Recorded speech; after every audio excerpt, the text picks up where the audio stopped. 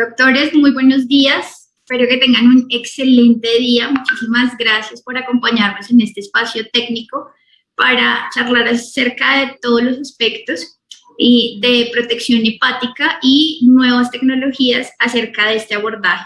Queremos agradecer de parte de Recien y de nuestra representada La Chance el acompañarnos en este intercambio técnico el día de hoy.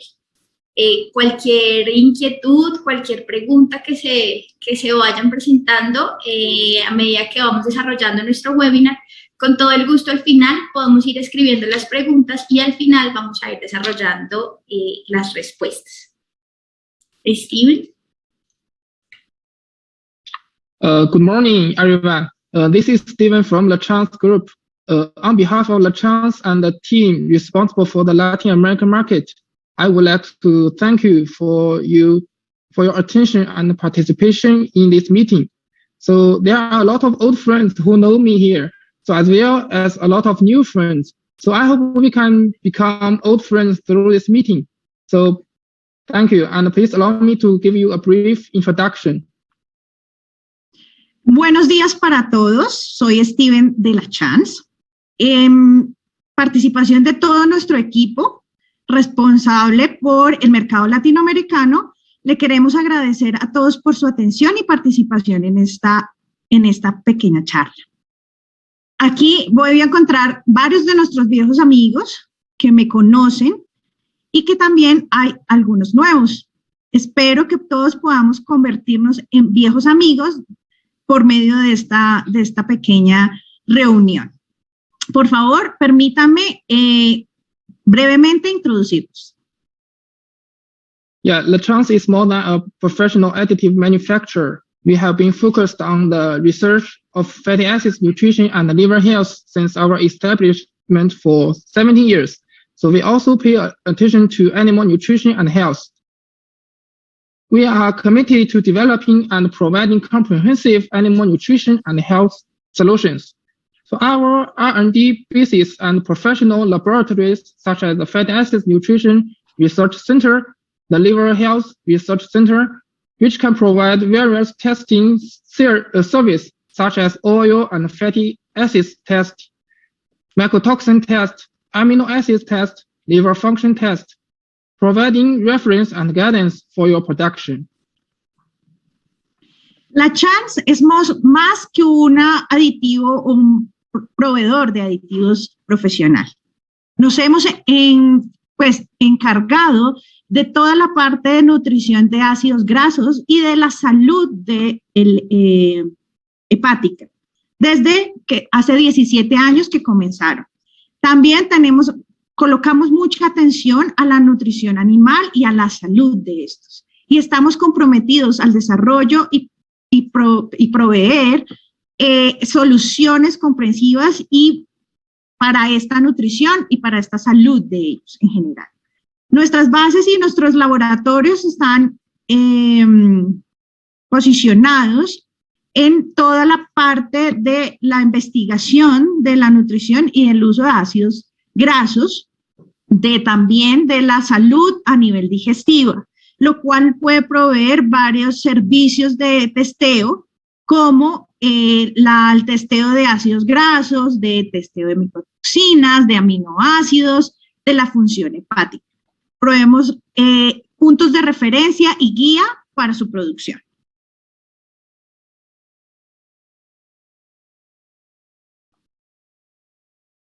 Steven.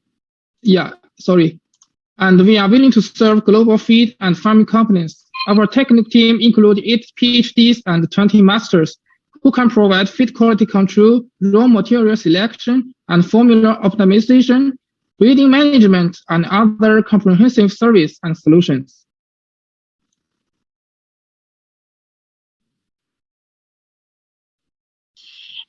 Nosotros estamos comprometidos con toda esta parte de alimentación y la parte de granjas de estas compañías. Nuestro equipo técnico incluye 8 PhDs y 20 máster que nos pueden ayudar y nos pueden proveer ese control de calidad, selecciones de materias primas y optimización de las fórmulas, manejo a nivel de crianza y de otros servicios y soluciones que se puedan presentar en este mercado.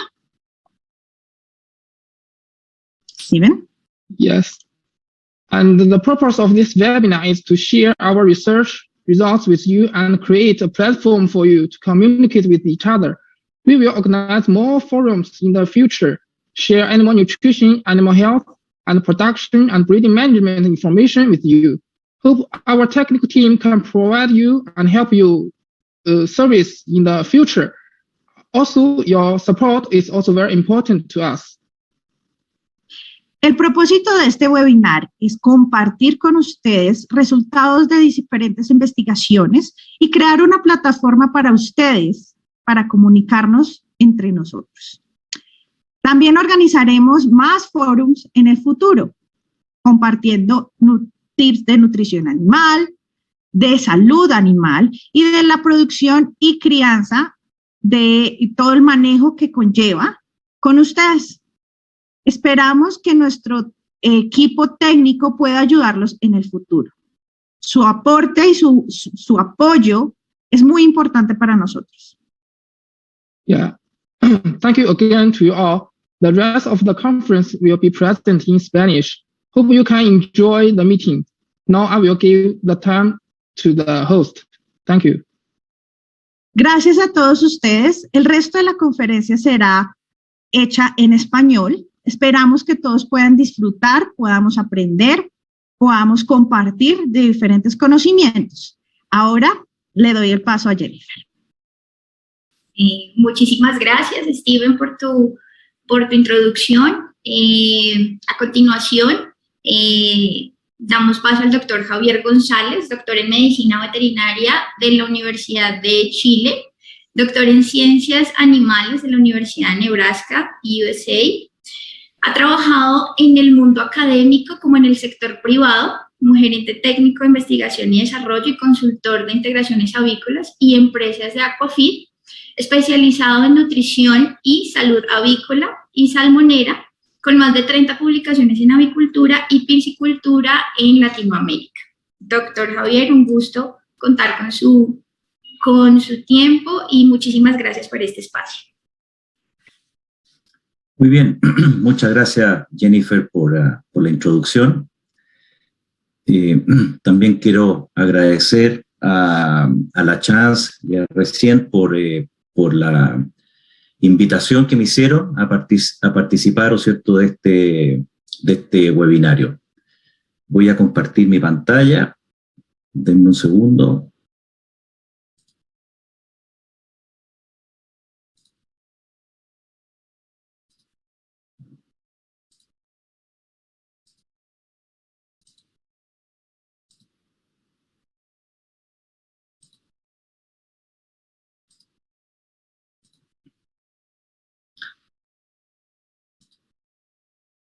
Okay, por favor me dicen si ya la ven.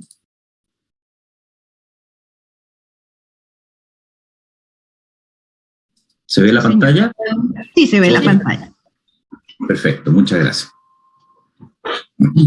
Bueno, muchas gracias a todos también por la audiencia para participar de esta presentación, donde básicamente voy a exponer sobre algunas estrategias nutricionales, ¿no es cierto?, salud del hígado.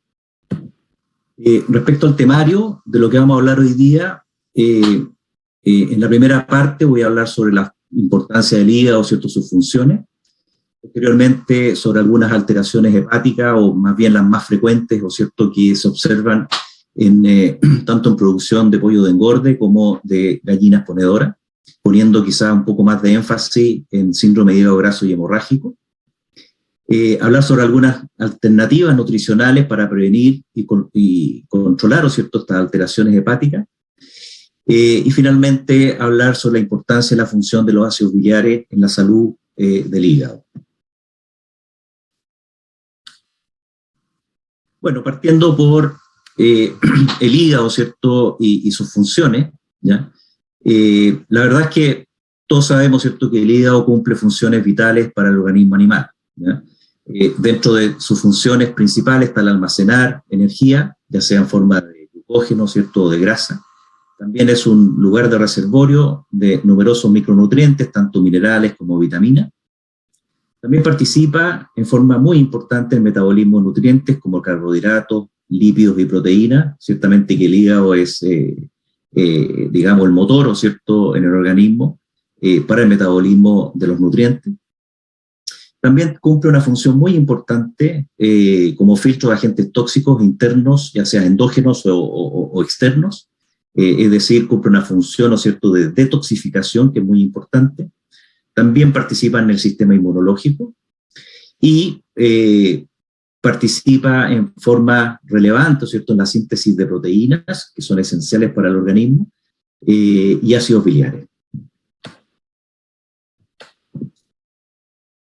Ahora, el hígado también tiene, obviamente, por todas estas funciones que mencioné, ¿no es cierto?, es fundamental para el óptimo rendimiento zootécnico de las aves.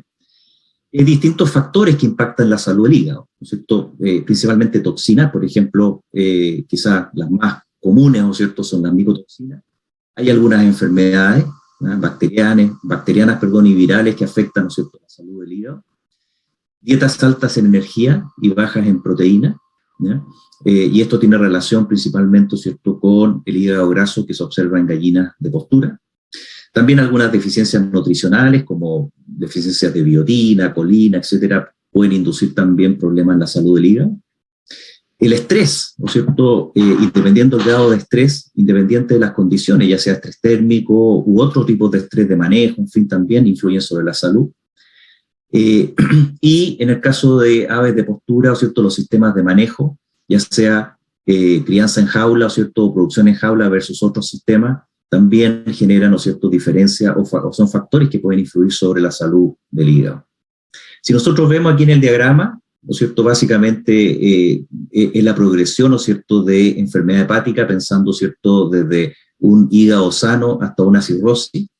Bueno, lo que nosotros comúnmente vemos, ¿no es cierto?, en aves, ¿ya?, es lo que llamamos hígado graso, ¿ya? Y eso es porque por la longitud de vida, ¿cierto?, de las aves, que no es tan prolongada, no alcanzamos, ¿no es cierto?, normalmente a ver problemas de cirrosis. Sí podemos ver, ¿no es cierto?, problemas de hígado graso y algo de problemas de fibrosis en avicultura, ¿ya? Por lo tanto, apoyar la salud del hígado requiere estrategias nutricionales efectivas y también de producción, ¿no es cierto?, que reduzcan el impacto del estrés y enfermedad, ¿ya? Si hablamos de la función detoxificadora del hígado, ¿no es cierto?, aquí es importante clarificar que el hígado, ¿no es cierto?, existen dos fases, digamos, dentro del proceso de detoxificación. Normalmente las toxinas, ¿no es cierto?, tanto endógenas como exógenas, son no polares, ¿ya?, y son solubles en grasa, ¿ya? Y la primera fase de detoxificación está a cargo del sistema de enzimas citocromo P450, donde hay una serie de reacciones en el hígado de oxidación, reducción, hidrólisis, en fin, participan varios nutrientes, ¿no es cierto?, vitaminas, fosfolípidos en este proceso, ¿ya? Y básicamente en este proceso, o en esta primera etapa, ¿no es cierto?, se generan, ¿ya?, agentes superóxidos, ¿no es cierto?, que de alguna manera generan un estrés oxidativo hacia el hígado. Esta primera fase, ¿no es cierto?, de citocromo P450 genera lo que se llaman metabolitos intermediarios, que son ya compuestos más polares o más, menos solubles, digamos, en grasa, ¿no es cierto?, y dan origen, ¿no es cierto?, estos metabolitos intermediarios, ¿cierto?, pasan a la segunda fase de detoxificación, que se llama la fase de conjugación, ¿ya?, donde hay una serie de reacciones, ¿no es cierto?, que genera el hígado para finalmente producir los productos o los derivados, ¿cierto?, que son excretados. Y ya estos compuestos normalmente son solubles en agua, pasan, ¿no es cierto?, a la sangre, y de ahí pueden ser eliminados a través de la orina, o bien pueden ir, ¿no es cierto?, a la bilis y ser excretados hacia el intestino y posteriormente en la feca, ¿ya? Ahora, quizás lo importante y lo relevante es que todo este proceso de detoxificación, ¿no es cierto?, en el hígado va a generar radicales libres y va a generar un proceso de estrés oxidativo, ¿ya? Obviamente el estrés va a ser mayor en la medida que el hígado tenga que detoxificar más sustancias. Bueno, dentro de las alteraciones hepáticas, ¿no es cierto? Como yo les mencionaba, una de las más comunes es la esteatosis hepática o la acumulación de grasa en el hígado, ¿ya? Y en este caso, el hígado, ¿cierto? Aparece una coloración amarillenta, muchas veces hay algo de inflamación, ¿no es cierto?, con los bordes, digamos, del hígado en forma roma o romo, ¿cierto? Y estamos hablando de un hígado que normalmente es friable, ¿no es cierto? Que, digamos, al hacer una necropsia es fácil, ¿no es cierto?, que digamos, se rompa, ¿no? En cuanto a la histopatología, ya las células hepáticas o los hepatocitos se ven agrandados, con abundantes gotas de grasa, ¿no es cierto?, de diferentes tamaños, que se presentan y se acumulan principalmente, ¿no es cierto?, en el citoplasma de los hepatocitos, ¿ya? Y aquí, ¿no es cierto?, podemos ver un hígado normal, de color rojo oscuro, ¿cierto?, con bordes afilados, tiene una textura flexible y obviamente hay una mucho menor acumulación de grasa a nivel de los hepatocitos, ¿ya?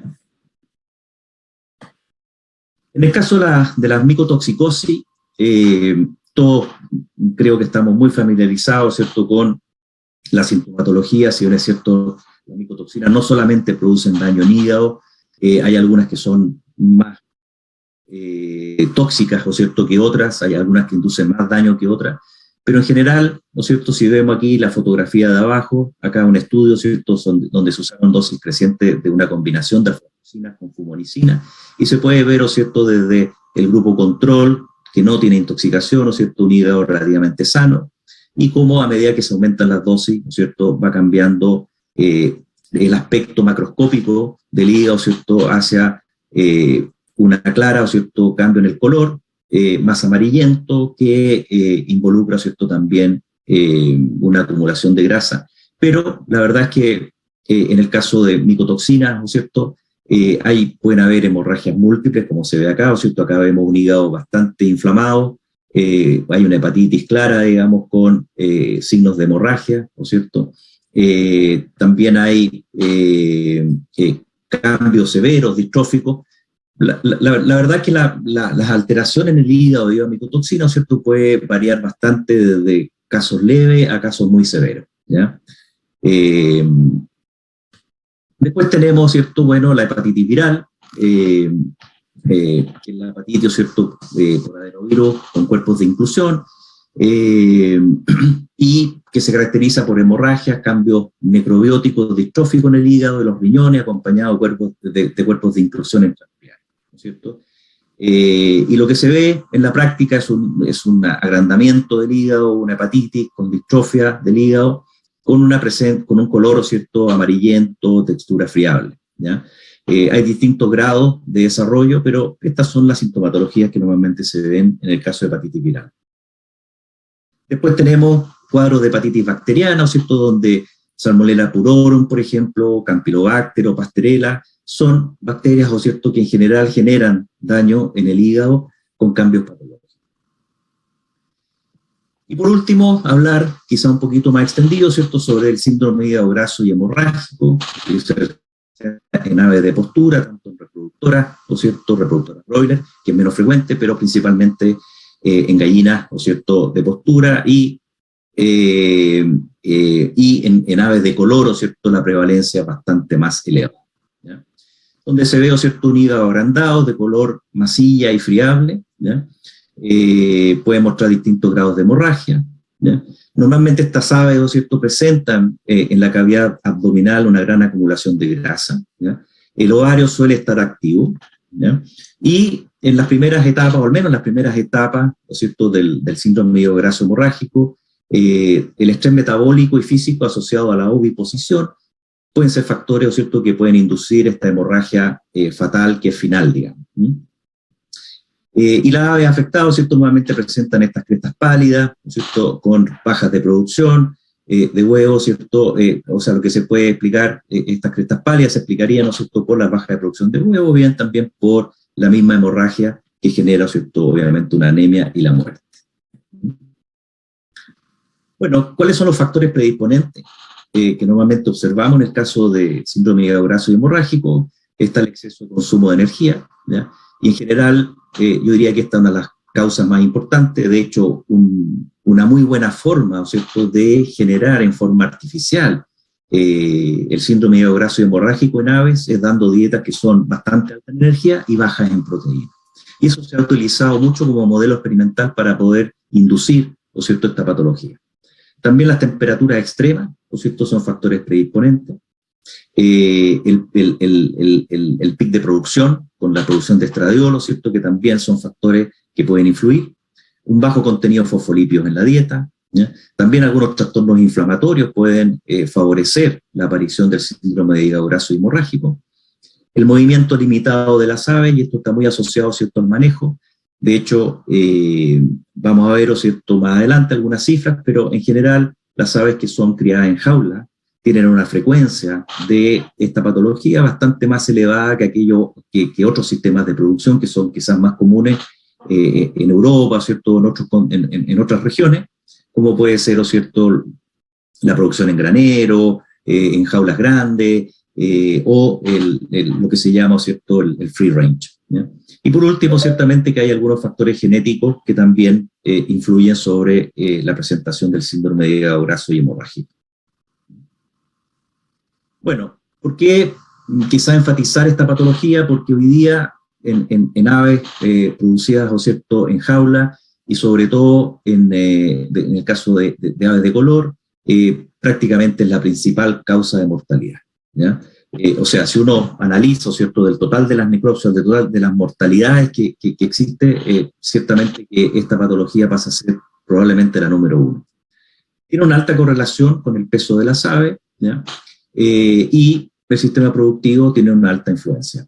Acá lo que ven a la derecha, ¿no es cierto?, es un estudio que encontré, digamos, bien interesante, donde se evaluó, este estudio se hizo en Australia, donde se compararon 3 granjas, ¿ya?, de aves de color. 2 granjas tenían Highline, ¿no es cierto?, y la tercera granja tenía Isa Brown, donde lo que vemos, ¿cierto?, es la edad de las aves, digamos, y se hizo un estudio, lo que yo les voy a mostrar aquí. Esto duró varias semanas, ¿cierto?, prácticamente todo el ciclo de producción, pero les voy a mostrar los datos hacia el final del ciclo de producción. Todas las granjas eran aves criadas en jaula, ¿no es cierto? Acá está la densidad en centímetros cuadrados por ave. Y acá está el porcentaje del total de las muertes, ¿no es cierto?, cuál es el porcentaje por hígado graso y hemorrágico. Y vemos, ¿cierto?, que si bien es cierto las cifras varían, pero claramente la prevalencia es bastante alta. Y después, en este mismo estudio, ¿cierto?, se hizo una comparación, ¿ya?, entre un sistema de producción en jaula, en granero o free range, y ustedes pueden ver que la prevalencia, ¿no es cierto?, de mortalidad por síndrome de hígado graso hemorrágico en el caso de jaula fue bastante elevado. Prácticamente el 74% de la mortalidad fue debido, ¿no es cierto?, a esta patología. Sin embargo, en sistemas de producción donde las aves, ¿no es cierto?, tienen la posibilidad de moverse más, de hacer más ejercicio, claramente la patología disminuye en forma significativa. Bueno, respecto al hígado graso, ¿cierto?, hemorrágico y los trastornos metabólicos, eso se ha estudiado bastante, es decir, qué es lo que ocurre, ¿cierto?, a nivel metabólico con esta patología, ¿ya? Y una de los aspectos importantes, ¿cierto?, que se ha podido dilucidar es que hay un componente en el hígado, ¿cierto?, que se llama la proteína sinasa activada de AMP, la AMPK, que es un factor importante, ¿no es cierto?, en la patología. Y lo que ocurre es que normalmente la AMPK, cuando está activada, ¿no es cierto?, induce, ¿no es cierto?, un mayor uso de ácido graso como fuente de energía, ¿ya? Y eso es lo que se llama la beta-oxidación en el hígado, es decir, los ácidos grasos, ¿cierto?, son consumidos, ¿no es cierto?, para producir energía, ¿ya? Y la activación, ¿no es cierto?, como he dicho, de la AMPK, ¿no es cierto?, inhibe de alguna manera la lipogénesis, que es la síntesis de grasa en el hígado, ¿cierto?, y promueve la oxidación de estos ácidos grasos, ¿ya? Y esta activación, ¿no es cierto?, AMPK, ¿no es cierto?, reduce la liberación de ácido graso libre en tejido adiposo para prevenir la acumulación en el hígado. Pues bien, Lo que se ha visto, ¿cierto?, es que en el caso de gallinas que experimentan este síndrome de brazo hemorrágico, los niveles o la expresión, ¿no es cierto?, de los genes asociados a MPK disminuyen significativamente. Aquí hay un estudio, ¿cierto?, donde hay un grupo control y dos grupos con un caso moderado de hígado graso hemorrágico y caso severo. Y lo que se ve, ¿cierto?, claramente una disminución en la expresión de este factor MPK. Lo cual, ¿no es cierto?, obviamente que si yo tengo una disminución, ¿ya?, en el MPK, lo que voy a tener es una menor beta oxidación, un menor uso de ácido graso como fuente de energía y una mayor acumulación de estos ácidos grasos que se transforman en triglicéridos, ¿cierto?, y se acumulan en el tejido hepático. Asimismo, si vemos, ¿no es cierto?, el comportamiento de algunas enzimas hepáticas que son clásicas, ¿no es cierto?, para determinar el daño del hígado, vemos que este síndrome de brazo hemorrágico, claramente hay un aumento, ¿no es cierto?, de las enzimas alanina aminotransferasa, y la aspartato aminotransferasa, que cuando hay destrucción, ¿no es cierto?, del hepatocito, estas enzimas se liberan y van a circulación y uno las puede medir, ¿no es cierto?, en la sangre, ¿ya? Pero claramente también hay una mayor concentración de estas enzimas en sangre, lo que implica, ¿cierto?, claramente un daño del hígado. Pues bien, también hay otros factores que son importantes, ¿ya?, metabólicos o reguladores del metabolismo de los lípidos que está alterada en el caso del síndrome de hígado graso hemorrágico, ¿ya? Acá vamos a analizar prácticamente tres, ¿no es cierto?, factores enzimáticos que son lo que se llama el CPT1, ¿no es cierto?, el FAS, que es la sintasa de ácido graso, ¿cierto?, y la ASC, ¿ya?, la creatina palmitoyltransferasa. Y lo que vemos, ¿no es cierto?, es que si nosotros, y no quiero entrar en muchos detalles, pero básicamente si vemos en el caso de algunas de estas enzimas, ¿no es cierto?, en el caso de la ácido graso sintasa, ¿cierto?, que aumenta, lo mismo que el ACC, y si vemos, ¿cierto?, básicamente lo que está diciendo esto es que cuando hay la presencia de graso hemorrágico, hay un aumento de la expresión de estas enzimas, lo cual hace, ¿cierto?, que se genere una mayor concentración de ácido graso a nivel hepático, ¿ya? Y aquellas enzimas, ¿no es cierto?, como la carnitina palmitoyltransferasa, la CPT1, que se encarga de aumentar la beta-oxidación, es decir, aumentar el uso de estos ácidos grasos como fuente de energía, se ve disminuida, ¿ya? Entonces lo que tenemos, en resumen, ¿no es cierto?, es una mayor activación de aquellos factores que promueven la acumulación de grasa en el hígado y una disminución de aquellos factores que disminuyen la acumulación de grasa en el hígado. Y esto se ve claramente alterado, ¿cierto?, en el caso del síndrome de hígado graso hemorrágico. Pues bien, últimamente también se ha estudiado bastante, ¿cierto?, el efecto del estrés per se en la salud del hígado, ¿ya? Y aquí yo creo que esto es algo que normalmente uno quizás pasa desapercibido o le da poca relevancia, pero en general las condiciones de estrés, ya sea estrés térmico u otro tipo de estrés, per se puede producir, ¿no es cierto?, alteraciones a nivel del hígado y principalmente inflamación hepática, ¿ya? En el caso, por ejemplo, de trastorno en la oxigenación del hígado, es decir, un hígado que está recibiendo una buena cantidad de oxígeno y de repente recibe menos oxígeno, esos cambios de oxigenación del hígado, ¿ya?, van a generar la liberación de algunas interleuquinas que activan, ¿no es cierto?, unas células que se llaman, en el hígado, que se llaman las células de Kupffer, ¿ya?, las cuales, ¿no es cierto?, generan sustancias reactivas al oxígeno y van generando ciertos procesos inflamatorios. Por otro lado, también hay una mayor permeabilidad a nivel del intestino, lo cual hace, ¿cierto?, que traspase, ¿ya?, algunos compuestos, digamos, algunas bacterias, ¿no es cierto?, cuyas superficies celulares que son ricas en lipopolisacáridos, ¿cierto?, generan también una activación, ¿no es cierto?, de estas células de Kupffer, ¿ya? También hay un efecto a nivel del sistema nervioso, ¿ya?, sobre todo del sistema simpático, ¿ya?, que también genera, ¿no es cierto?, la liberación de estas citoquinas, ¿no es cierto?, que son proinflamatorias. Por lo tanto, todo eso, ¿cierto?, genera un efecto de inflamación, ¿ya?, y de estrés oxidativo a nivel del hígado, ¿ya? Por lo tanto, básicamente, mientras más condiciones estresantes, ¿cierto?, puedan tener las aves, va a haber también una condición o una mayor inflamación a nivel hepático, Dentro de las estrategias nutricionales, ¿cierto? La verdad es que hoy en día, digamos, hay varias estrategias nutricionales que se pueden utilizar, ¿cierto? Para proteger al hígado. Y aquí yo mencioné quizás las más utilizadas. Por un lado, ¿cierto? Los compuestos o productos que son poliherbales, ¿ya? A base de plantas como Andrographis paniculata, Phyllanthus linuri y Azadirachta indica.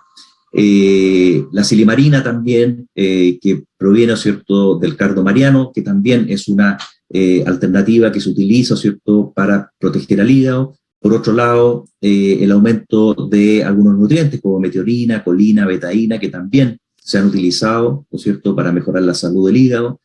Los absorbentes de micotoxina, que su efecto obviamente es indirecto, ¿cierto?, porque lo que hacen es disminuir el traspaso de micotoxina, ¿no es cierto?, desde el intestino hacia el organismo y obviamente hacia el hígado. Moduladores de la microbiota intestinal, es decir, probióticos, prebióticos, posbióticos, simbióticos, son todos productos que hoy día también se han utilizado, ¿cierto?, y los cuales regulan básicamente la microbiota intestinal y a través de eso, ¿cierto?, indirectamente también pueden proteger al hígado. El uso de ácido orgánico, aceites esenciales que también tienen alguna funcionalidad, el uso de enzimas, antioxidantes, y lo que voy a hablar, ¿no es cierto?, más que nada en esta presentación, tiene que ver con el uso de ácidos biliares como una alternativa, ¿cierto?, también para proteger la salud del hígado. Pues bien, cuando hablamos de ácidos biliares, la verdad es que son componentes naturales de la bilis, ¿no es cierto?, que derivan del colesterol en el hígado, ¿ya? Y posteriormente, ¿cierto?, son acumulados en la vesícula biliar y de ahí, ¿cierto?, son transportados, ¿cierto?, a través del conducto biliar hacia el intestino delgado, ¿ya? Y posteriormente, ¿cierto?, estos ácidos biliares llegan al intestino y ahí también son metabolizados por las bacterias del intestino. En ese sentido, ¿cierto?, los ácidos biliares se clasifican en ácidos biliares primarios o secundarios, ¿ya? En el caso de las aves, ¿no es cierto?, cuando hablamos de ácidos biliares primarios, los más importantes son el ácido cólico y el ácido queno-desoxicólico, y en el caso de los cerdos, ¿no es cierto?, está el ácido queno-desoxicólico, ¿cierto?, y el ácido iodo-desoxicólico, perdón. Los ácidos biliares se conjugan con taurina y glicina en el hígado, ¿cierto?, y se secretan, ¿no es cierto?, en el intestino como ácidos biliares conjugados, ¿ya? Por lo tanto, estos compuestos, ¿cierto?, son, o sea, la glicina y la taurina son incorporados dentro de la molécula, ¿no es cierto?, eso es lo que se llama el proceso de conjugación, y posteriormente en el intestino, ¿cierto?, estos ácidos biliares son deconjugados por enzimas que son producidas por bacterias intestinales, ¿ya? Pues bien, una vez que los ácidos biliares, ¿cierto?, son deconjugados por estas bacterias, que son principalmente bacterias anaeróbicas, se convierten estos ácidos biliares primarios en secundarios, ¿ya? Hay procesos no solo de conjugación, sino que también de deshidroxilación, epimerización y oxidación, ¿no?, ¿cierto?, de los ácidos biliares a nivel intestinal. El ácido cólico, en este caso, se convierte en ácido desoxicólico y el queno-desoxicólico, ¿cierto?, en litocólico, perdón. Y los ácidos biliares, una vez que llegan al intestino, ¿cierto?, también son reabsorbidos, principalmente a nivel del hígado, ya son reabsorbidos prácticamente en un 90-95% y vuelven, ¿no es cierto?, hacia el hígado, ¿ya? Pues bien, los biliares tienen una función muy importante en la emulsificación de las grasas, ¿ya? Es decir, si nosotros tomamos acá una gota de grasa, o más bien, ¿no es cierto?, lo que se llama el fat droplet, que es la grasa ingerida, los ácidos biliares participan, ¿no es cierto?, en transformar esta grasa, esta bola de grasa, ¿cierto?, o gota de grasa grande, ¿cierto?, en gotitas más pequeñas, ¿ya?, en este proceso de emulsificación, ¿ya? Y después, ¿no es cierto?, lo transforman en incluso gotitas bastante más pequeñas, ¿ya?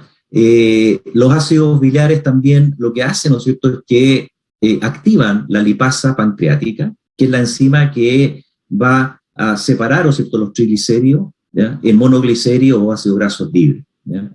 Y posteriormente estos ácidos grasos libres, monoglicéridos, ¿cierto?, van a ser absorbidos a nivel de la célula intestinal, ¿no es cierto?, para pasar a circulación. Por lo tanto, los ácidos biliares participan, ¿no es cierto?, tanto en la emulsificación como en la activación de la lipasa y también en la absorción de los monoglicéridos y los ácidos grasos libres a nivel intestinal. Por lo tanto, tienen un rol bastante importante, ¿cierto?, en la digestión de los lípidos. Ahora, un aspecto que es importante, ¿cierto?, y que tiene que ver con, si aquí tomamos, ¿cierto?, la edad de los pollitos de broiler o de engorde, donde vemos, ¿cierto?, la actividad de la lipasa pancreática o la lipasa intestinal, y vemos, ¿cierto?, que la actividad de estas enzimas, en general, sobre todo en los primeros días de vida, ¿cierto?, hasta los 14 días, la actividad de estas enzimas lipasa, ¿cierto?, es bastante menor a la óptima, y por lo tanto, normalmente, ¿cierto?, agentes emulsificantes o que puedan, ¿no es cierto?, ayudar en la absorción de los lípidos, se pueden utilizar, ¿no es cierto?, sobre todo en las primeras etapas de crecimiento, donde, como menciono, la actividad de estas enzimas es más limitada. Respecto al efecto, ¿cierto?, de los ácidos biliares sobre la absorción de los nutrientes, en este estudio, ¿cierto?, lo que se hizo, esto fue hecho en pollo de engorde, ¿ya? Tenemos un grupo control positivo que tiene un nivel alto de energía en la dieta, ¿cierto? Y después lo que se hizo fue bajar en 75 kilocalorías la energía de la dieta. Lo que tenemos acá es el control negativo, ¿cierto? Y acá lo que se hizo fue adicionar lipasa, ¿ya? O bien una combinación de lipasa, ¿cierto?, y ácidos biliares. Y lo que vemos a los 21 días de edad es que la digestibilidad de la grasa, ¿no es cierto?, aumenta significativamente cuando se adicionan los ácidos biliares, y lo mismo ocurre a los 35 días de edad. Además, a los 35 días también se ve un aumento en la digestibilidad de las proteínas, ¿ya?, con el uso de ácidos biliares. Ahora, no es que los ácidos biliares per se participen, ¿no es cierto?, en la digestibilidad de las proteínas, pero hay un efecto indirecto, mejorando, ¿cierto?, el ambiente intestinal y de esa forma favoreciendo la actividad de otras enzimas proteolíticas, ¿no es cierto?, que participan en la digestión de las proteínas. También, ¿no es cierto?, este efecto que tienen los ácidos biliares sobre la digestibilidad de los lípidos, de la grasa principalmente, se traduce en mejoras zootécnicas. Acá vemos un trabajo, ¿cierto?, también hecho en pollo broiler, donde básicamente se probaron dos dietas, una que no contenía ácidos biliares versus una dieta que contenía, ¿cierto?, 80 miligramos por kilo de ácidos biliares, y vemos, ¿no es cierto?, que la ganancia diaria de peso aumentó significativamente, la conversión de alimento también mejoró significativamente, y algo interesante es que en este estudio se midieron enzimas hepáticas, ¿no es cierto?, donde se vio que la aspartato aminotransferasa disminuyó significativamente, es decir, hubo un beneficio en cuanto a esta enzima, ¿no es cierto?, indicadora de salud hepática, y la alanina aminotransferasa, ¿cierto?, prácticamente bajó un poquito, pero no fue significativa la diferencia. Por lo tanto, aquí, digamos, aparte de pensar, ¿no es cierto?, bueno, los ácidos biliares participan, ¿no es cierto?, en el proceso digestivo, y, digamos, tiene cierta lógica esperar, ¿no es cierto?, un mejor performance, pero ¿por qué, ¿no es cierto?, acá se vio algún efecto a nivel de salud del hígado? Y eso obviamente llevó a otros estudios, ¿cierto?, para explorar en mayor detalle el efecto de los ácidos biliares en la salud del hígado, no solo en la salud, sino que también en el rendimiento, ¿cierto?, productivo de las aves. Acá, este trabajo, ¿cierto?, les muestro yo, es con pollo arboráceo, ¿cierto?, 45 gramos al inicio. Este estudio duró 42 días, eran 4 tratamientos, donde básicamente aquí tenemos la descripción de los tratamientos, del 1 al 4. Lo que ustedes ven, ¿no es cierto?, es la energía metabolizable de 1 a 21 días, de 22 a 42 días, y lo que se hizo acá básicamente fue evaluar dos estrategias de energía metabolizable, una estrategia más bien baja en energía metabolizable de 2.940 kilocalorías de 0 a 21 días versus 3.030 de 22 a 42 días. En el tratamiento 1 y 2, y en el 3 y 4, ¿cierto?, se subieron los niveles de energía, podríamos mencionarlo como una energía alta, de 3.110 y 3.200 respectivamente. El nivel de ácidos biliares que se suplementó fue o no suplementación, una suplementación de 60 miligramos por kilo, ¿cierto?, en la primera fase, y en la segunda fase de crecimiento se subió a 80 miligramos por kilo. Eran dietas en base a maíz soya. Si vemos los resultados de indicadores zootécnicos, ¿no es cierto? Aquí tenemos la ganancia diaria de peso. La barra azul oscura representa, ¿cierto?, la ganancia a los 21 días y la celeste representa la ganancia de peso a los 42 días. ¿Ya? EB significa energía baja, control, energía baja con ácidos biliares, y acá energía alta, control, energía alta, ácidos biliares.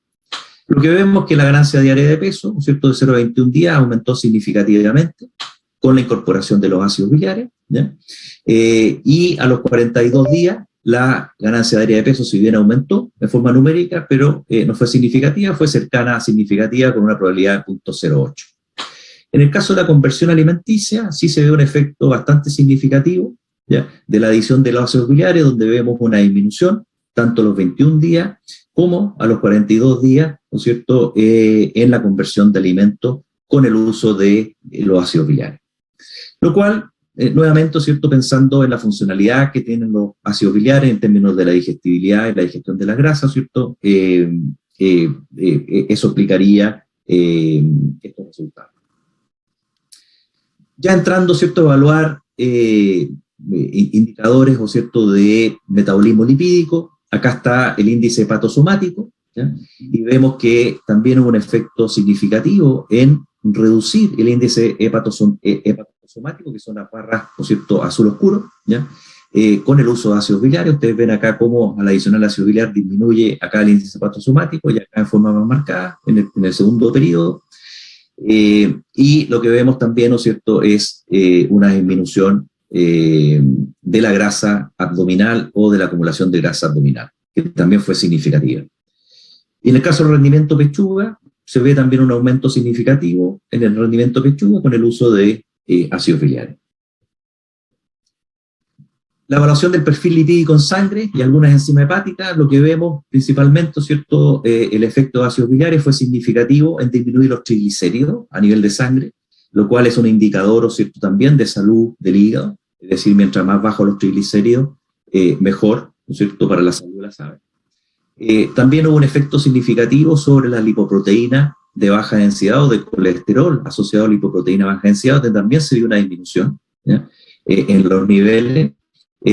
Al contrario, ¿no es cierto?, numéricamente aumentaron el colesterol HDL o lipoproteínas de alta densidad, que es lo que uno, digamos, esperaría, ¿cierto?, como indicador de salud, pero las diferencias no fueron significativas. Y lo otro que se vio es que la lipasa lipoproteica en hígado también, ¿no es cierto?, aumentó con el uso de los ácidos biliares. Muy bien, tratando de explicar un poco el mecanismo de acción, ¿no es cierto?, de los ácidos biliares, y creo que sin duda que la nutrigenómica y la expresión de genes nos ayuda, ¿no es cierto?, de alguna manera a poder entender cómo actúan, ¿no es cierto?, en este caso, en particular los ácidos biliares. Se analizaron varios genes, ¿no es cierto?, asociados al metabolismo de lípidos, ¿ya? Por un lado, el factor de transcripción de unión del elemento regulador de esteroides, que es el SREBF1, ya voy a explicar qué es lo que es esto. En este caso, ¿cierto?, este factor de transcripción disminuyó con el uso de los ácidos biliares, ¿ya? La sintasa de ácido graso, que ya se la había mencionado anteriormente, también disminuye, ¿ya?, con el uso de ácidos biliares. En este caso, la acetil-CoA-carboxilasa no fue influenciada significativamente. También la expresión de PPAR-alfa, que son el receptor activado proliferador de peroxisoma, ¿no es cierto?, está aumentado con el uso de ácidos biliares, y la carnitina palmitoil-transferasa también aumentó con el uso de ácidos biliares. Por lo tanto, por un lado tenemos que este factor SRBF1 disminuyó, lo mismo que la sintasa de ácido graso, ¿cierto?, y por otro lado, los PPR-alfa y los CPT1, ¿cierto?, aumentaron con la inclusión de ácidos biliares. Pues bien, si nos vamos, ¿no es cierto?, al metabolismo para poder entender qué es lo que está ocurriendo, ¿cierto?, con el uso de ácidos biliares, bueno, este factor de transcripción, SRBF1, la verdad es que, digamos, influye, ¿no es cierto?, en la síntesis de la enzima sintasa de ácido graso, ¿cierto?, y del ACC, ¿ya? Ambos sistemas, ¿no es cierto?, están asociados a la síntesis de ácido graso. Por lo tanto, lo que vemos acá, ¿no es cierto?, es que el ACC, ¿no es cierto?, que es un factor de transcripción que regula la expresión génica relacionada con el metabolismo lípido, especialmente los genes lipogénicos, ¿ya? es decir, genes que básicamente, ¿cierto?, participan en la síntesis de ácido graso, ¿ya? Y lo que vemos, ¿cierto?, es que con el uso de ácidos biliares, la expresión del factor de transcripción y del ACC, ¿cierto?, están disminuidos con el uso de ácidos biliares. Por lo tanto, la vía metabólica que va hacia la síntesis de ácido graso, la producción de ácido graso y por lo tanto la acumulación de grasa en el hígado está disminuida, ¿ya? Si ustedes recuerdan, cuando les mostraba, digamos, cómo en el caso de hígado graso y hemorrágico, ¿cierto?, en gallinas ponedoras, bueno, estos genes, ¿cierto?, estaban aumentados, ¿ya? Es decir, ocurre acá, adicional a ácido biliario, ocurre todo lo contrario, es decir, lo que hace, ¿cierto?, es disminuir la expresión de los genes asociados a la síntesis de ácido graso. Y si vemos, ¿cierto?, el CPT1, ¿cierto?, y los factores PPR-alfa, ¿ya?, que son genes lipolíticos, es decir, son genes que normalmente disminuyen, ¿no es cierto?, la síntesis de grasa, ¿ya? El CPT1 lo que hace justamente, ¿no es cierto?, que está acá, es que favorece la transformación de ácido graso, la oxidación de ácido graso como fuente de energía, ¿ya?, en beta-oxidación, y los PPR-alfa también participan en la beta-oxidación dentro de los peroxisomas, es decir, en el uso de la grasa como fuente de energía, ¿ya? Y por lo tanto una mayor expresión, ¿no es cierto?, de estos compuestos, ¿cierto?, disminuye la deposición de ácido graso en el hígado, y justamente eso fue lo que ocurrió con el uso de ácido biliar, ¿no es cierto?, donde aumentó la expresión de de los genes, ¿no es cierto?, asociados a estos sistemas enzimáticos, promoviendo básicamente el uso de ácido graso como fuente de energía y disminuyendo su acumulación en el hígado. Por lo tanto, como conclusión de este trabajo, ¿cierto?, los niveles de energía metabolizable que fueron más altos generaron cambio en la calidad de la canal y el perfil lipídico en pollos de engorde. La suplementación con ácidos biliares mejoró el rendimiento, calidad de canal, así como el metabolismo lipídico. Los cambios observados en expresión de genes relacionados al metabolismo de lípidos del hígado ayudan a explicar el mecanismo de acción de los ácidos biliares. Y los ácidos biliares, en este caso, ¿cierto?, podrían promover una mayor utilización de nutrientes para crecimiento muscular y para depósito de grasa. Es decir, si vemos, ¿cierto?, un mayor rendimiento de pechuga, vemos, ¿no es cierto?, una menor prevalencia de acumulación de grasa en el hígado y una mayor utilización de los ácidos grasos como fuente de energía. Lo que de alguna manera estamos viendo es que hay una mayor eficiencia en el uso de la grasa como fuente de energía, y lo cual se traduce, ¿cierto?, en un mayor depósito muscular. Bueno, respecto también al uso de ácidos biliares y algunos agentes tóxicos, en este caso, ¿cierto?, se estudió el efecto de los ácidos biliares frente a una intoxicación por toxina, ¿no es cierto?, de fusarium, toxina T2. Estos fueron también pollitos broilers de 28 días, ¿ya? El estudio fue un estudio cortito, o sea, fue de 4 días, porque fue básicamente lo que había, ¿cierto?, que había un alimento control que se utilizó, ¿cierto?, durante estos 4 días, ¿ya?, que le llamamos la dieta basal, con ácido, en este caso ácido cólico, que es uno de los ácidos biliares, ¿cierto?, que le mencionaba, dentro de los más importantes en el caso de las aves. Después de 4 días de alimentación, lo que se hizo fue una inoculación con toxina T2, ¿ya? Y de ahí, ¿no es cierto?, se tomaron muestras de sangre y de hígado a las 0 horas post inoculación de la toxina, 30 minutos, 1 hora, 3 horas y 18 horas para medir distintos indicadores que vamos a ver, ¿no es cierto?, tanto en sangre como en hígado, ¿ya? Bueno, lo que vemos, ¿cierto?, es que si vemos los niveles de la toxina T2 a nivel de sangre o plasma, ¿no es cierto?, lo que se ve es que al usar el ácido cólico hay una disminución, ¿cierto?, en la concentración de la toxina en sangre, ¿ya? Y por otro lado, si vemos, ¿no es cierto?, la expresión, ¿no es cierto?, de genes, si vemos la expresión de genes, ¿no es cierto?, de desintoxicación de xenobióticos en hígado del grupo control y del grupo suplementado, vemos que en el caso del grupo suplementado con ácido cólico hay un aumento significativo en varios de estos genes que están asociados, ¿cierto?, a procesos de detoxificación, incluyendo factores asociados al citocromo, ¿ya?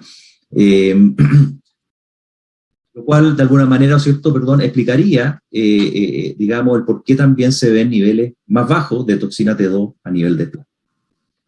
Después, si nos vamos a las enzimas hepáticas, la adición, ¿no es cierto?, de ácido cólico disminuyó la aminotransferasa, la aspartato aminotransferasa, y también disminuyó el peróxido de hidrógeno, ¿no es cierto?, en el hígado. Y por otro lado, la adición de ácido cólico, ¿cierto?, aumentó la superóxido de dismutasa y disminuyó la catalasa a nivel hepático. A nivel de histológico, ¿cierto?, se ve que el uso de ácido cólico disminuyó la infiltración de células inflamatorias, expansión sinusoidal, ¿no es cierto?, y la congestión a nivel hepático, ¿ya? Por lo tanto, el explicar, ¿no es cierto?, un aumento de la superóxido de dismutasa. La superóxido de dismutasa, ¿cierto?, es una enzima que participa activamente como antioxidante, ¿ya?, a nivel hepático, se ve aumentada, ¿ya? Por lo tanto, es muy posible que este ácido cólico, ¿cierto?, aumentó la expresión de esta enzima para generar un mayor grado de antioxidación a nivel hepático.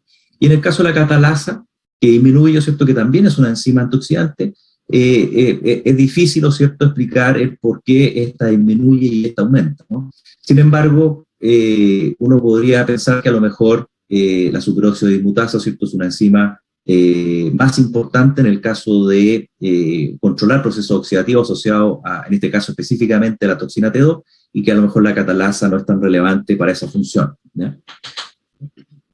Pues bien, ¿cómo se explica, ¿no es cierto?, el efecto, en este caso, del ácido cólico? Hay otro factor, ¿no es cierto?, que estuvo sobreexpresado, ¿ya?, durante la adición de ácido cólico, y que tiene que ver con este factor de transcripción de receptor fernesoide, ¿ya?, que básicamente este factor de transcripción lo que hace, ¿no es cierto?, es que el ácido cólico aumentó la expresión de este factor, ¿no es cierto?, de transcripción, el cual regula la expresión de genes de detoxificación y xenobiótico a través de la unión de este factor de transcripción a un segmento específico, ¿cierto?, del DNA, del ADN, ¿ya?, promoviendo la biotransformación de la toxina T2. Es decir, lo que hace, ¿cierto?, este factor de transcripción es que genera elementos que participan en la metabolización, ¿no es cierto?, de la toxina T2 y en su biotransformación en compuestos que no son tóxicos, ¿ya? Y de esa manera, ¿no es cierto?, lo que hace es que básicamente reduce el estrés oxidativo a nivel de hígado, ¿ya? Por lo tanto, la conclusión de este trabajo, ¿cierto?, que el ácido cólico tuvo un efecto protector contra el estrés oxidativo y el daño hepático, inducido por la toxina T2, aumentando el metabolismo de la toxina en el hígado, mediante la regulación positiva de la expresión de enzimas metabólicas y potenciando, ¿cierto?, las capacidades antioxidantes. Bueno, para finalizar, como conclusiones generales, ¿no es cierto?, podemos decir que existen diferentes herramientas nutricionales, ¿no es cierto?, para mitigar y controlar los daños que se producen en el tejido hepático durante la producción intensiva de aves. El uso de ácidos biliares es una de estas herramientas que, además de proteger, ¿no es cierto?, la salud del hígado, puede aumentar la absorción de lípidos en el intestino. Y la investigación científica hasta ahora demuestra que los ácidos biliares actúan contrarrestando, ¿cierto?, aquellos factores metabólicos que promueven la esteatosis hepática, aumentando la desintoxicación de xenobióticos e induciendo una acción antioxidante a nivel hepático. Y con eso les agradezco su presencia, ¿cierto?, y participación, y ahora feliz de poder contestar, ¿cierto?, algunas preguntas que puedan tener. Muchas gracias.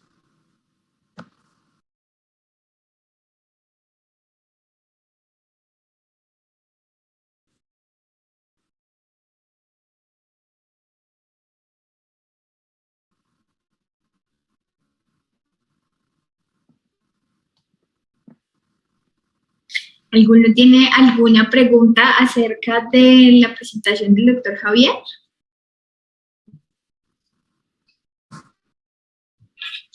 Miguel, muchísimas gracias.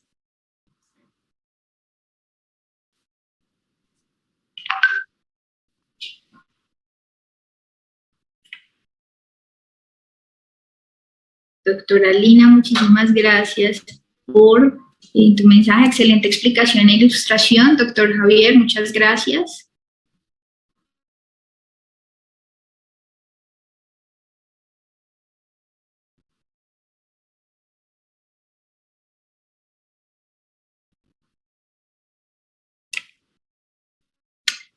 ¿Puede ayudar el utilizar fitobióticos junto con ácidos grasos?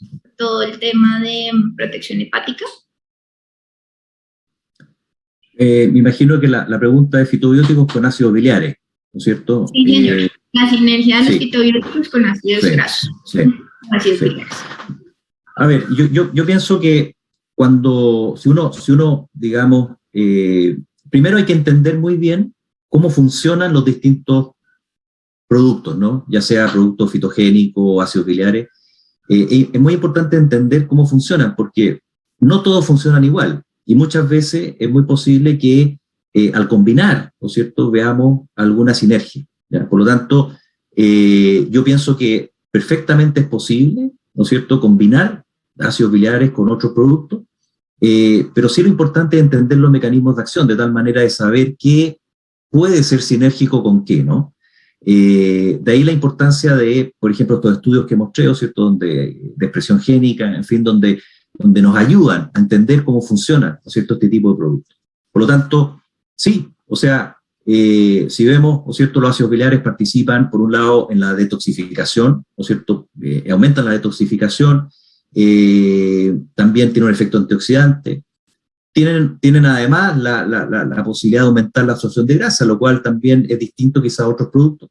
Y si yo tengo algún fitogénico, por ejemplo, que mejora la recuperación del hígado o mejora, ¿cierto? Bueno, también pueden ser perfectamente combinables, ¿no? Pero mi sugerencia es, primero, entender bien los mecanismos de acción, ¿cierto?, para ver realmente qué combinaciones hacen sentido y cuáles a lo mejor no. Doctor Javier, otra pregunta. ¿Nos podrías orientar acerca de tu experiencia de ácidos biliares en acuacultura? En acuacultura, la verdad es que tengo poca experiencia, específicamente con el uso de ácidos biliares. Yo en este minuto estoy participando, ¿cierto? Estamos haciendo algunas pruebas con ácidos biliares en acuicultura, y tenemos algunos resultados preliminares con resultados interesantes, pero no son trabajos que estén solamente con ácidos biliares, sino que es una combinación de ácidos biliares con otros factores que estamos evaluando, pero todavía mi experiencia con ácidos biliares en acuicultura es muy preliminar. Perfecto, tenemos otra pregunta. ¿El producto a base de ácidos biliares tiene presentación para ser adicionado en el alimento? Correcto, sí. Sí, señor. La presentación principal es para ser usado en alimento y también tiene una muy buena solubilidad en agua, que incluso se podría llegar a utilizar en agua de bebida en las granjas. Siguiente pregunta, doctor. ¿A más nivel de grasa total en alimento se debe usar más ácidos biliares? ¿Y cuál sería, en esos casos, la dosis recomendada? Ok. Sí, yo diría que mientras mayor el nivel de grasa en el alimento, ¿cierto? Pero aquí hay que hacer una distinción, ¿cierto? Si estamos hablando de pollo de engorde o a lo mejor gallinas ponedoras, ¿no?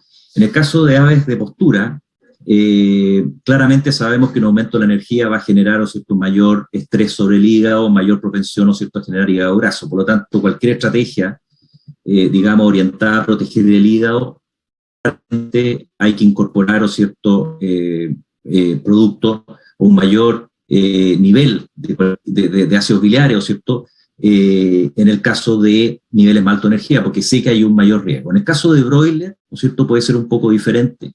Yo diría que en el caso de broiler a lo mejor no sé si realmente es necesario o no utilizar niveles más altos a medida que aumentan la energía. Lo que sí diría yo y que expliqué es que como la actividad, ¿no es cierto?, de enzimas lipasas, digamos, principalmente, y la secreción de ácidos biliares en los pollitos en las primeras etapas de vida es menor, ahí sí se puede justificar eventualmente usar un nivel más alto, ¿cierto? Ahora, hay un estudio que mostré, ¿cierto?, donde justamente en pollitos broiler lo que hicieron fue usar distintos niveles de ácidos biliares, 60 y después 80 ¿ya? Miligramos por kilo, al principio y después al final. Y eso claramente está orientado a que hacia el final había un mayor nivel de energía en la dieta y por lo tanto, ¿cierto?, aumentaron el nivel de ácidos biliares. Por lo tanto, En el caso de pollito broiler, yo creo que usaría un nivel parejo, digamos, quizá independiente un poco del nivel de energía. En el caso de gallinas ponedoras es distinto, ¿ya? Otra pregunta. ¿En qué fase recomendarías usar los ácidos biliares en ponedoras y cuántas kilocalorías menos se podrían incluir en la dieta? Ok, ¿en qué fase? Yo diría que en aquellas etapas donde la frecuencia de hígado graso, ¿cierto?, es mayor, ¿no? En mi experiencia, hígado graso se presenta principalmente, ¿cierto?, en los primeros periodos de producción, sobre todo cuando las gallinas llegan al pic de producción, y posteriormente, ¿cierto?, en gallinas ya más adultas o viejas, digamos, donde claramente la funcionalidad del hígado empieza a deteriorarse, y por lo tanto se hace más susceptible a presentar este tipo de patología, ¿ya? Respecto a la segunda pregunta, perdón, ¿cuál era la segunda pregunta? Ya me acordé ya, sí, el nivel de energía. La verdad es que no hay una matriz energética para el caso de los ácidos biliares. Los trabajos que yo mostré indicaban, ¿no es cierto?, de que hicieron reducciones de 75 hasta 90 kilocalorías, más o menos, ¿cierto?, en el caso del uso de ácidos biliares, con resultados bastante similares en términos de producción. Por lo tanto, ahí yo creo que lo que habría que hacer es hacer un estudio bastante específico en términos de usar distintos niveles de energía metabolizable con sin ácido biliario, ¿cierto?, para específicamente tratar de llegar, ¿cierto?, a través de análisis de regresión, tratar de llegar a una matriz nutricional, ¿ya? Yo pienso que por la información que hay hasta ahora, uno podría pensar en unas 50 kilocalorías, yo creo, ¿cierto?, como mínimo, pero insisto que eso hay que demostrarlo a través de un buen estudio, ¿no es cierto?, y orientado específicamente a poder determinar una matriz de energía para el producto. Doctor, siguiente pregunta. ¿Cuál sería la edad ideal para suplementar ácidos biliares en ponedoras? Lo que dije antes, o sea, en el fondo en producción, principalmente. Yo creo que otra área que se podría explorar, ¿no es cierto?, es en el caso de ponedora, en la primera etapa de crecimiento, ¿ya? Todos sabemos que a veces es muy difícil poder lograr los pesos, ¿no es cierto?, en las primeras 4 semanas, en el caso de las aves de postura, y por lo tanto, eventualmente el uso de ácidos biliares en las primeras 2 semanas de crecimiento, donde la actividad de lipasa y la producción de ácidos biliares baja, podría ser una oportunidad, creo yo, de evaluar, pero principalmente el uso en la primera fase de producción, ¿no es cierto?, y posteriormente hacia gallinas que ya son más adultas. Estoy pensando en aves sobre 60 semanas, 70 semanas, ¿no es cierto? Hoy día tenemos lotes que no hay muda forzado, ¿cierto?, y se prolongan por más tiempo, ¿cierto?, en periodos de producción hasta 90, 100 semanas. Yo diría que en todas aves sobre 60 semanas, 65 semanas, ya se justifica también el uso para prevenir justamente estos problemas de hígado graso, ¿ya? Ahora, también se podría recomendar en el caso de que haya un brote de problemas de hígado graso hemorrágico, ¿cierto? Sabemos que de repente muchas veces tenemos algunos problemas digamos, clínicos de mortalidad por hígado graso hemorrágico, y ahí, por cierto, en ese caso también como tratamiento también se pueden utilizar. Perfecto, doctor. Y por último, ¿se tienen estudios comparativos de uso de ácidos biliares versus emulsificantes sintéticos? No que yo sepa. La verdad es que o sea, a mí no me ha tocado, he revisado bastante la literatura y no he visto estudios comparativos, ¿ya?, entre distintos emulsificantes. Y eso puede ser algo interesante de evaluar. Porque en el caso de ácidos biliares, ¿cierto?, como expliqué, ellos actúan en distintas etapas, ¿cierto?, de la digestión de la grasa. Participan en la emulsificación, participan en la activación de la lipasa, ¿cierto?, y participan después en la absorción a nivel intestinal. Por lo tanto, a nivel digamos, de la pared, ¿cierto?, de los enterocitos. Por lo tanto, los ácidos biliares tienen varias acciones en el caso de absorción de lípidos. Otros emulsificantes, por ejemplo, los lisofosfolípidos o los de risonilato, ¿cierto?, son productos que participan más que nada como emulsificantes, ¿ya? No participan activando las lipasas y no participan tampoco en la absorción, ¿no es cierto?, a nivel de pared intestinal. Por lo tanto, hay diferencias, ¿no? Y en ese sentido, claro, un estudio comparativo puede ser interesante, pero que yo sepa, yo no tengo información de estudios que se hayan hecho comparando los distintos emulsificantes.